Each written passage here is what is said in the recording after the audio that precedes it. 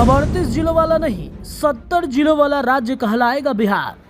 बढ़ जाएगी लोकसभा की सीटें, विधायकों की संख्या में भी होगा जबरदस्त उछाल। जी हां, केंद्र सरकार ने जनगणना की अधिसूचना जारी कर दी है जो 2027 में होगी। जनगणना यानी आबादी की गिनती का काम तो 2021 में ही होना था, लेकिन कोरोना के कारण जनगणना का काम रुक गया तो फिर वो लटकता ही चला गया। जबकि सरकार के कल्याणकारी कामकाज और सामाजिक न्याय के लिए समय पर जनगणना जरूरी है, जिससे देश की आबादी में विभिन्न तबकों की हिस्सेदारी का सही आंकड़ा सामने हो सके। जनगणना सिर्फ देर से ही नहीं हो रही, इस बार होने वाली जनगणना कई कारणों से भी अलग है। पहला कारण ये है कि इस बार की जनगणना में जातीय जनगणना का काम भी होना है। देश के जाति जनगणना आखिरी बार 1931 में हुई थी। हालांकि 2011 की जनगणना में सामाजिक, आर्थिक और जाति आधारित आंकड़े एकत्र किए गए थे, लेकिन उन आंकड़ों में त्रुटियां होने के कारण उन्हें सार्वजनिक नहीं किया गया था। केंद्र सरकार ने इस बार जाति जनगणना का फैसला क्यों किया? सच तो यह है कि भाजपा पहले जाति जनगणना के पक्ष में नहीं थी, जबकि विपक्ष यानी जनगणना की बात कर रहा था। कर्नाटक में जाति सर्वेक्षण को मंजूरी कांग्रेस के सिद्धरमैया सरकार ने 2015 में ही दी थी। हालांकि दबाव के चलते उसकी रिपोर्ट ही सार्वजनिक नहीं की गई। अब कर्नाटक सरकार ने दोबारा जाति सर्वेक्षण कराने का निर्णय लिया है। बिहार में जब जाति सर्वेक्षण कराया गया था तब नीतीश कुमार इंडिया गठबंधन का हिस्सा थे।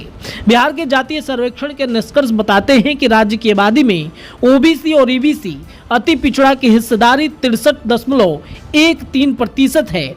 ऐसे ही तेलंगाना के जातीय सर्वेक्षण के रिपोर्ट के मुताबिक पिछड़े वर्गों की आबादी कुल जनसंख्या का 56% है। हालांकि बीआरएस, भारत राष्ट्र समिति और भाजपा का आरोप है कि राज्य के जाति सर्वेक्षण में पिछड़ों की आबादी जानबूझकर कम बताई गई है, यानी 3 में से 2 राज्य में जातीय सर्वेक्षण विवाद का भी कारण बना है। भाजपा अगर जाति जनगणना के पक्ष में राजी हुई तो उसका एक उद्देश्य चुनावी लाभ भी है। सामान्य धारणा है कि देश में ओबीसी की आबादी बढ़ी है। जनगणना के जरिए ओबीसी की आबादी में वृद्धि के आंकड़े सामने आएंगे तो मोदी सरकार ओबीसी के हितों में कदम उठाएगी। भाजपा ब्राह्मण और बनियों की पार्टी वाली अपनी छवि को बहुत पहले ही छोड़ चुकी है और प्रधानमंत्री खुद को ओबीसी का पहचान से जोड़ते हैं। जाति जनगणना के लिए राजी होने का यह भी एक महत्वपूर्ण कारण है। इस बार की जनगणना में परिसीमन का भी मुद्दा जुड़ा हुआ है। इसके 2026 में होने की बात सामने आई है। परिसीमन निर्वाचन क्षेत्र की सीमाओं को फिर से निर्धारित करने की प्रक्रिया है।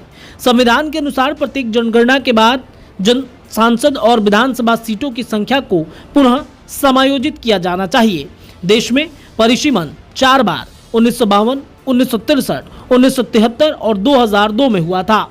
वर्ष 1971 की जनगणना के बाद 1976 में परिसीमन होना था, पर इंदिरा गांधी की सरकार ने संविधान में संशोधन कर उसे 25 साल के लिए टाल दिया कि परिवार नियोजन की नीतियों को प्रभावी तरीके से लागू करने वाले राज्यों को प्रतिनिधित्व के मोर्चे पर नुकसान न हो।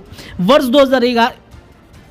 2001 में जनगणना के साथ निर्वाचन क्षेत्रों की सीमाएं नए सिरे से तय की गई, लेकिन दक्षिण भारत के राज्यों के विरोध की वजह से सीटों की संख्या में बदलाव नहीं किया गया। तब परिसीमन को फिर से 25 साल के लिए टाल दिया गया था। इस हिसाब से परिसीमन 2026 में होने वाला है और केंद्र की मोदी सरकार इसे लागू करने के पक्ष में है। चूंकि परिसीमन के तहत अधिक आबादी वाले राज्यों में लोकसभा की सीटें बढ़ाए जाने का प्रावधान है। ऐसे में अधिक जनसंख्या वाले राज्य जैसे उत्तर प्रदेश, बिहार आदि को इसका लाभ मिलेगा। इसमें उत्तर प्रदेश में लोकसभा सीटों की संख्या बढ़कर 80 से 128 और बिहार में 40 से बढ़कर 70 हो जाएंगी। लोकसभा की कुल सीटें बढ़कर 800 के आसपास जा सकती हैं। लेकिन दक्षिण के जिन राज्यों में दशकों से आबादी नियंत्रण पर काम किया गया है उसे परिसीमन से बहुत लाभ होने वाला नहीं है।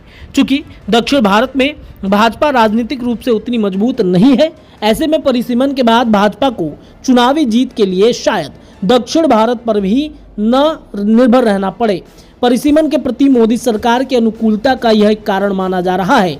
हालांकि दक्षिण के राज्यों में इसे लेकर भारी असंतोष है और इसे टालने का अनुरोध कर चुके हैं।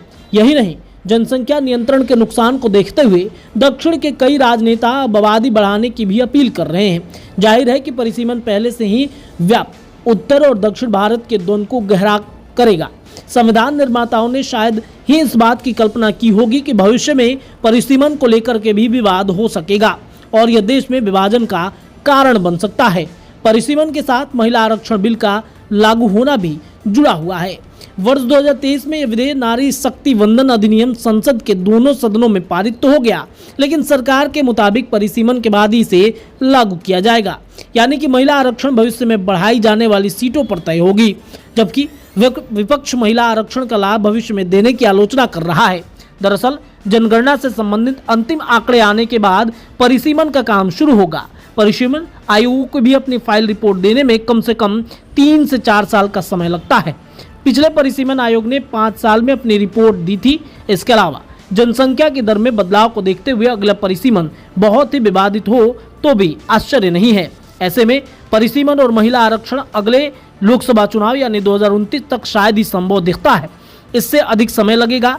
महिला आरक्षण बेशक रोटेशनल होगा, पर वो भी भविष्य के लैंगिक विवाद का मुद्दा बने तो हैरान की बात नहीं है, बल्कि जाति जनगणना, परिसीमन तथा महिला आरक्षण तीनों भविष्य में राजनीतिक विवाद की वजह बन सकते हैं और भारतीय राजनीति को पूरी तरीके से बदल देने में साबित हो सकते हैं।